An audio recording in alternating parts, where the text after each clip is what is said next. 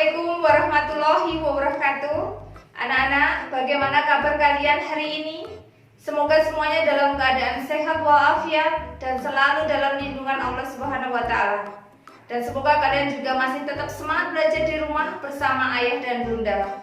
Untuk hari ini kita pelajarannya adalah tematik. Yang kita bahas adalah tema 1, yaitu tentang indahnya kebersamaan. Subtema 1 yaitu tentang keberagaman budaya bangsaku, pembelajaran yang ketiga. Oke, sekarang kita mulai ya, kita belajar bersama. Indonesia memiliki banyak permainan tradisional yang sangat menarik. Banyaknya jenis permainan tradisional ini menunjukkan keragaman budaya yang harus kita jaga. Selain memiliki permainan tradisional yang beragam, Indonesia memiliki musik tradisional yang beragam pula. Bunyi yang dihasilkan suatu benda itu berbeda-beda. Pada materi sebelumnya, kita juga sudah pernah belajar tentang alat musik tradisional seperti angklung, tifa, kendang.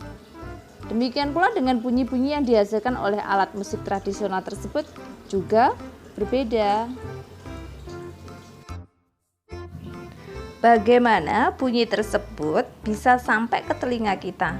Pernahkah kalian terfikirkan bagaimana bunyi tersebut bisa terdengar oleh telinga kita? Untuk kali ini akan saya jelaskan dengan 3 percobaan. Nanti bisa kalian coba di rumah ya bersama ayah dan bunda.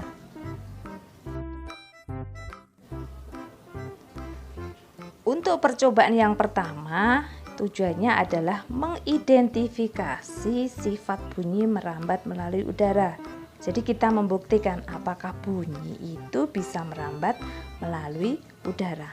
Alat dan bahan yang disiapkan yaitu selang plastik panjangnya 2 meter atau lebih. Langkah kerjanya yang pertama, pegang salah satu ujung selang dan minta temanmu memegang ujung lainnya. Ya, seperti di gambar itu. Kemudian yang kedua, dekatkan ujung selang ke telinga. Seperti pada gambar. Oke, kemudian yang ketiga, minta temanmu berbicara melalui ujung selang yang ia pegang. Yang keempat, dengarkan dan catat apa yang ia sampaikan. Jadi, kamu mendengarkan apa yang diucapkan temanmu. Apakah suaranya yang disampaikan itu bisa terdengar ke telinga kalian? Nah, ini nanti bisa kalian coba di rumah.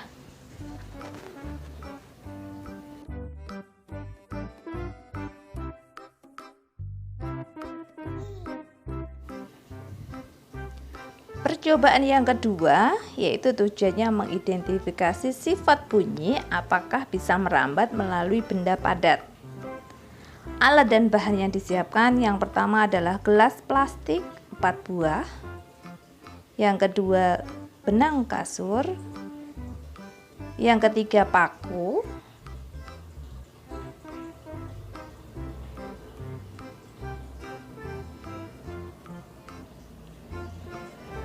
Untuk langkah kerjanya yang pertama adalah buatlah satu lubang kecil dengan ujung paku di tengah dasar gelas plastik.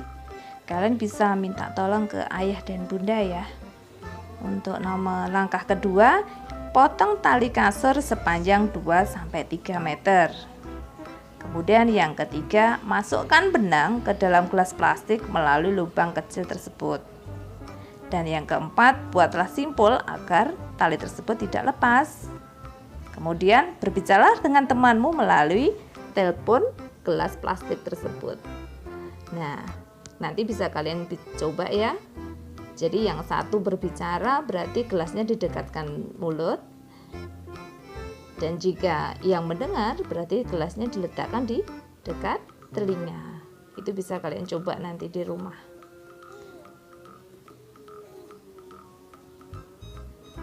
Dan percobaan yang berikutnya bisa melepaskan benang dari gelas plastik. Kemudian berbicara dengan temanmu melalui gelas plastik tanpa benang. Kemudian dengarkan. Nah, nanti kalian Bedakan bagaimana suara yang terdengar jika dengan menggunakan benang dan bagaimana jika tidak menggunakan benang. Ya, nanti bisa kalian coba. Untuk percobaan yang ketiga, yaitu tujuannya mengidentifikasi sifat bunyi apakah bisa merambat melalui benda cair. Alat dan bahannya yang pertama yaitu ember besar boleh, ember kecil boleh. Yang kedua yaitu air. Yang ketiga adalah batu koral. Dan keempat adalah corang kecil. Untuk langkah kerjanya, yang pertama isi ember dengan air hingga penuh. Kedua, masukkan corong ke dalam ember hingga bagian bawahnya terendam. Usahakan corong tidak menempel pada ember. Jadi seperti pada gambar ya, cara meletakkannya. Dan yang ketiga, ketuklah salah satu sisi ember dengan menggunakan batu secara perlahan. Sementara itu dekatkan telingamu pada bagian atas corong. Nah, apakah kalian mendengar suara ketukan batu itu? Nanti bisa kalian coba di rumah ya.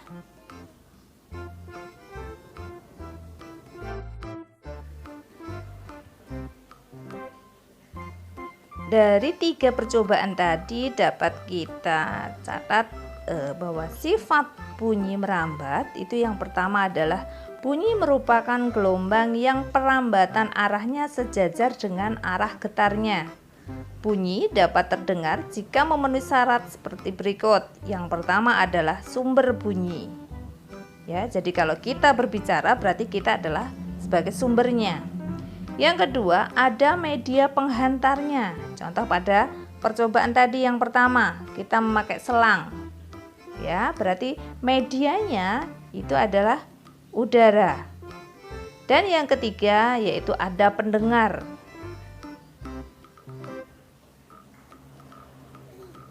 Yang kedua, bunyi yang berasal dari sumber bunyi sampai kepada pendengar dengan cara merambat. Dan yang ketiga adalah bunyi itu dapat merambat melalui media perantara yaitu udara, zat cair, dan benda padat. Jadi bunyi tidak dapat merambat tanpa adanya media perantara. Dan yang keempat, bunyi yang merambat melalui benda padat dan zat cair akan terdengar lebih jelas dibandingkan bunyi yang merambat melalui udara.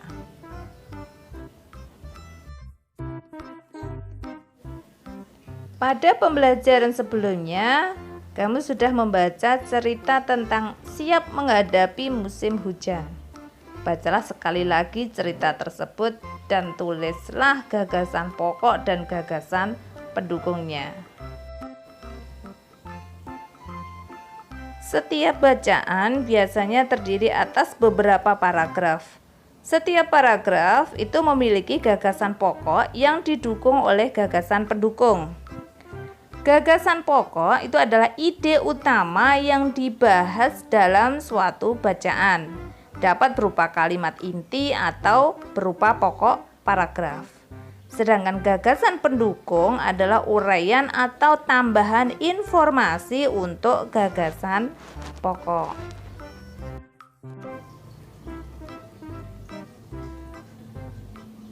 Sekarang kita perhatikan lagi bacaan siap menghadapi musim hujan yang sudah kita bahas di pembelajaran kedua sebelumnya ya. Oke, musim hujan hampir tiba. Warga desa Kampung Babakan berdiskusi untuk melakukan kerja bakti. Mereka berencana membersihkan selokan. Mereka sepakat ketika selokan bersih, warga tidak akan kebanjiran.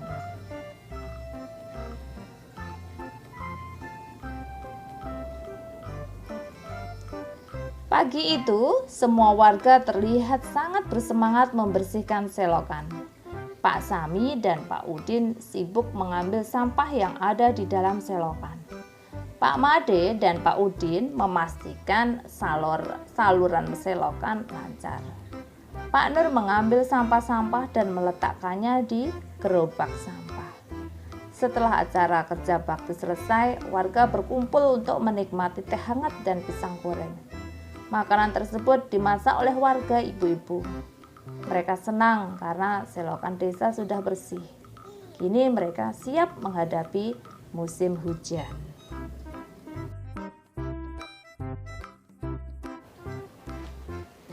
Nah, sekarang kita belajar mengidentifikasi dari paragraf yang pertama. Paragraf pertama itu terdiri dari beberapa kalimat. Kalimat yang pertama yaitu musim hujan hampir tiba. Kalimat kedua, warga desa Kampung Babakan berdiskusi untuk melakukan kerja bakti. Kalimat ketiga, mereka berencana membersihkan selokan. Dan kalimat keempat, mereka sepakat ketika selokan bersih, warga tidak akan kebanjiran. Dari kalimat pertama, intinya adalah musim hujan itu hampir tiba. Dan kalimat kedua itu menjelaskan bahwa karena musim hujan akan tiba, warga desa akan melakukan kerja bakti. Jadi di sini kalimat pertama itu adalah merupakan gagasan pokoknya. Dan kalimat kedua, ketiga, dan keempat itu menjelaskan dari inti dari bahwa musim hujan akan tiba, warga desa akan melakukan kerja bakti, membersihkan selokan agar tidak terjadi kebanjiran.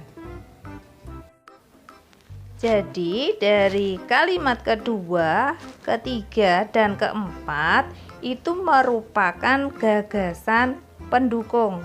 Jadi diingat bahwa gagasan pendukung itu adalah kalimat yang menjelaskan gagasan pokok. Jadi seperti itu ya, cara mengidentifikasi atau menentukan yang mana gagasan pokok dan mana yang gagasan pendukung.